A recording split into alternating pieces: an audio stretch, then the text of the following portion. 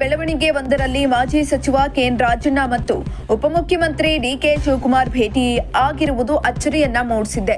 Power sharing ವಿಚಾರದಲ್ಲಿ K N Rajanna ಸದಾಕಾಲ ಸಿದ್ದರಾಮಯ್ಯ ಪರವಾಗಿ ಬ್ಯಾಟ್ ಅನ್ನ ಬೀಸುತ್ತಿರುತ್ತಾರೆ. ಈ ನಡುವೆ ಶಿವಕುಮಾರ್ ಅವರ ಭೇಟಿ ಅಚ್ಚರಿಗೆ ಕಾರಣವಾಗಿದೆ. ಭೇಟಿ ಬಗ್ಗೆ ಪ್ರತಿಕ್ರಿಯಿಸಿರುವ KN Rajanna, DCM DK Shivakumar ಪಕ್ಷದ ಅಧ್ಯಕ್ಷರಾಗಿ ಭೇಟಿ ಮಾಡಿದ್ರು. ಅವರನ್ನ ಯಾರನ್ನ ಬೇಕಾದ್ರೂ ಭೇಟಿ ಮಾಡಬಹುದು, ಯಾರನ್ನಾದ್ರೂ ಕರೆದು ಮಾತನಾಡಬಹುದು. ಪಕ್ಷದ ಹಿತದೃಷ್ಟಿಯಿಂದ ಏನೆಲ್ಲ ಮಾಡಬೇಕು ಅನಿಸುತ್ತೆ ಅವರು ಮಾಡ್ತಾರೆ. ಇದರಲ್ಲಿ ಯಾವುದೇ ಪ್ರಮುಖ ವಿಚಾರವಿಲ್ಲ. ಪಕ್ಷ ಸಂಘಟನೆ ಬಗ್ಗೆ ಮಾತನಾಡಿದ್ರು, ಆಯ್ತು ಮಾಡೋಣ ಅಂತ ಹೇಳಿದೆ. ಅವತ್ತು ಹೇಗಿದ್ದೇನೋ ಈಗಲೂ ಅದೇ ಸ್ಟ್ಯಾಂಡ್. ನನ್ನ ನಿಲುವಿನಲ್ಲಿ ಯಾವುದೇ ಬದಲಾವಣೆ ಇಲ್ಲ.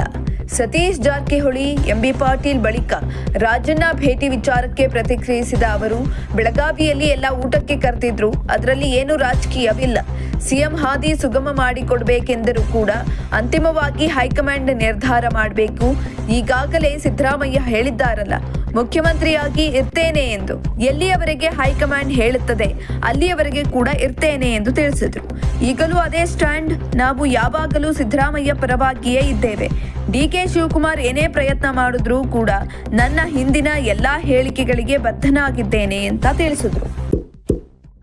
ಇಂತಹ ಇನ್ನಷ್ಟು ವಿಡಿಯೋಗಳಿಗಾಗಿ ಲೈಕ್ ಮಾಡಿ, ಫಾಲೋ ಮಾಡಿ, ಶೇರ್ ಮಾಡಿ.